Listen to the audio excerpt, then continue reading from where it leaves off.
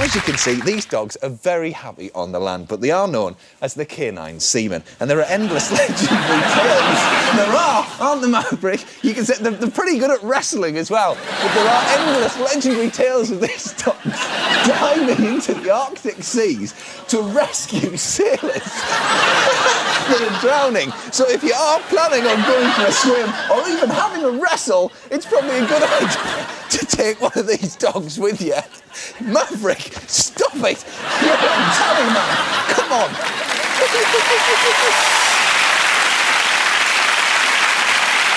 What was all that about? Wrestling with the dog? Wrestling, yeah. Dog is a man's best friend, and that's the way we like it, dogs. Just as friends, OK? No tongues. Talking of which, tongues can be traitors in this TV lark. How smooth am I? They say the art of linking is dead, and look at that. The Native Americans had a saying, white man speak with forked tongue. And we have another one, TV presenter heap big gobbledygook speak tongue with. Because there's something about standing in front of a camera that turns your mind to mush. You can hear yourself speaking, but it's as if your brain is an iPod and it's been set to shuffle. Excuse me, any idea how long it's going to be? You ordered? The whiskey, tobacco and, Any idea how long this is going to be? You ordered? The tobacco? Excuse me, any idea how long this is going to be? You ordered? The leather?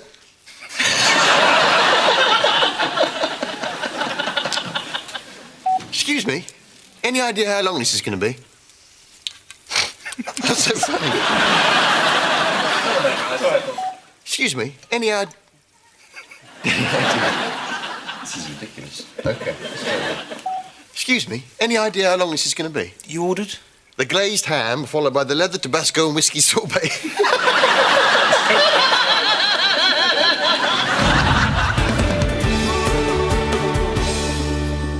Welcome back, Sarah, this Wednesday tea time now with Justin Bieber one step away from world domination. We're asking, what is beaver fever? Oh, Bieber. That's something different. Now, Robin Hood is well known for robbing from the poor and give it to the rich. No.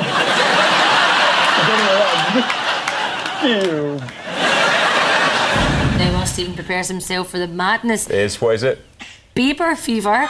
Let's head back down to the farm to catch up. Yes, Farmer Adrian. There was no room in this masculine society for the fairer sex. The best they could hope for... There was no room in this masculine society for the fairer sex. The best they could hope for was... Oh, God. Sorry, the best job they could hope for. I'm sorry. Right, just quickly, if we can. Yes. While I'm hot. There was no room in this masculine society for the fairer sex. The best they could hope for was a job as a...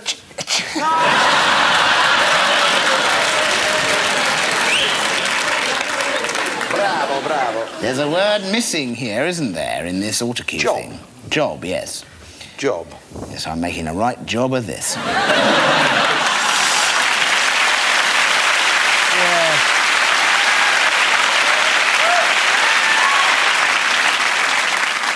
I expect you're all thinking, whatever happened to the one on the right? You're not, actually. You're thinking, whatever happened to the one on the left? Well, don't worry, he's doing fine, actually. He runs a topless bar in Buenos Aires now. Unfortunately, he's the only dancer. And the one on the right, well, amongst other things, I became an actor. A noble profession. Something to do between jobs waiting at table. Well, actors do get a lot of stick. We'd all do well to remember that Shakespeare was an actor. And actors would do well to remember their lines. The surgery doesn't open till this afternoon. What do you want? What would you be in the village's standard bearer for health? I would be honoured if you were to act in some official capacity. No. There's a warm-up session today. Would you be interested in leading it? Have you checked whether any of your participants have a basic level of fitness? It's a fun run, Doc.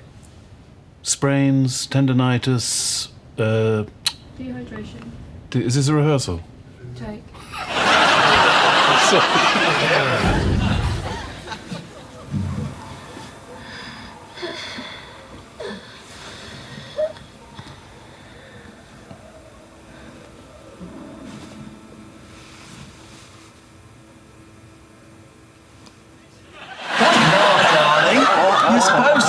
again, I'm testing for your pulse. I'm in the eyes. It's not the time for jiggling. He is taking the medication that is recommended for someone in his condition. Well, I don't know what else I'm supposed to do. You can wait till I finish the line. I can do that. That's right. Carver, chameleon.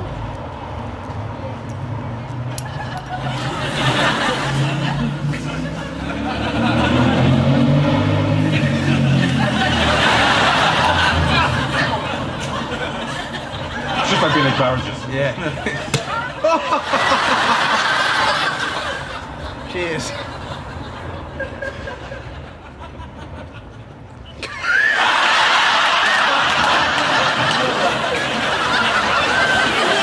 So I thank you very much for this award, and I appreciate it. This is the place that I got to bring the first film that I directed, and it was so warmly received before, and it really, it helped considerably for me because I wasn't quite sure whether this was something I wanted to do or not.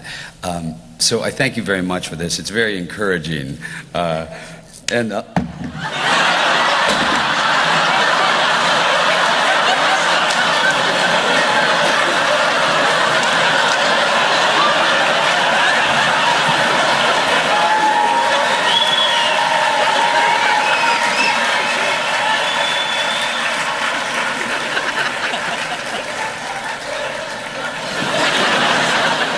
Did you do that to Peter Jackson, too, you?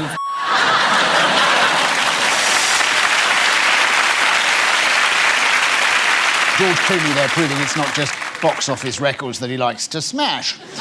So far in tonight's show, we've concentrated on the woeful antics of those who should know better. Actors, presenters, television professionals, people who are paid money to do what they do and still can't do it. But what about the ones who aren't paid to be on telly? Those poor, normal human beings going quietly about their business when suddenly they're thrust into the world of television. It can be a bit of a shock.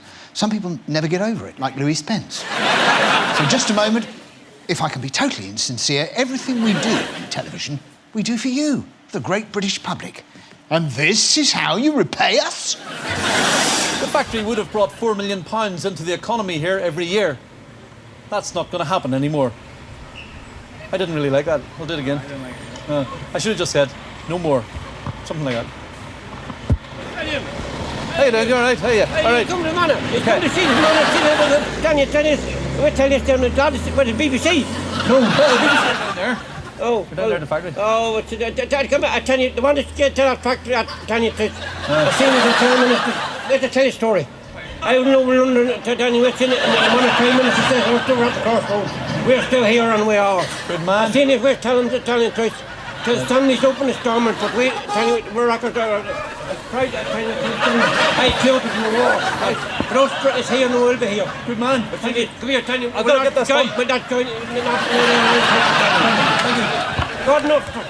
Thank you. Thank you, sir. What do you want me to say? Tonight, I'm going to give Wendy a 6. And hold it up. But hold it up high. Hold it up next to your face. No, excuse me, just hold it down. Tonight, I'm going to give Wendy a 6. And just do that one more time. Tonight, I'm going to give Wendy a 6. Okay, here we go, and go. Tonight, I really like to give Wendy a 6.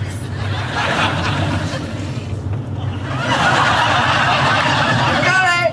No, don't push the camera, please. It's actually really forgettable.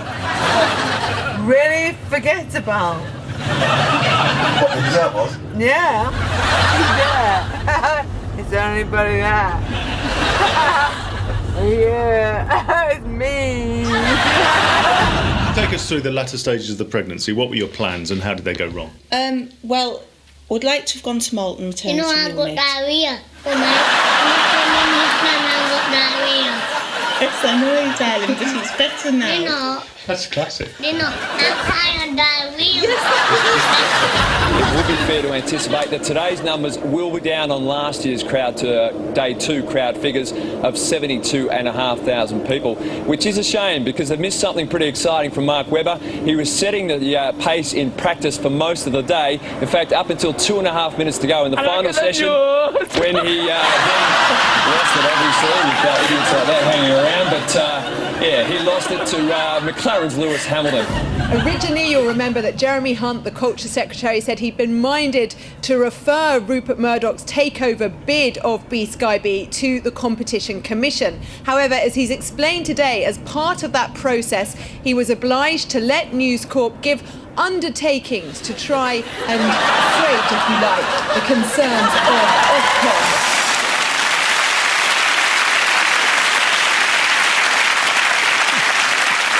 Yeah, that was Jedward there. Well, one half of them anyway. Obviously not getting enough TV exposure for one reason or another. And what about that with the elbow? Isn't that fantastic? Tum! If only the guy in Northern Ireland had used that. You know. But we come now to one of the world's great spiritual leaders, the Dalai Lama. Now, the Dalai Lama is a great teacher and a very fine and worthy man. He's a living God to his people, albeit a human one. You do actually get the impression that he is the sort of bloke you could share a joke with. But having said that, I wonder if it's a very good idea to tell the Dalai Lama a joke about the Dalai Lama. The Dalai Lama walks into a pizza shop. Pizza? Pizza shop, yes. Yeah, pizza shop. And says, "Can you make me one with everything?" That's all. Oh, yes. Do you know what I mean? Can you make me one with everything? Theoretically possible. Oh, I knew that wouldn't work.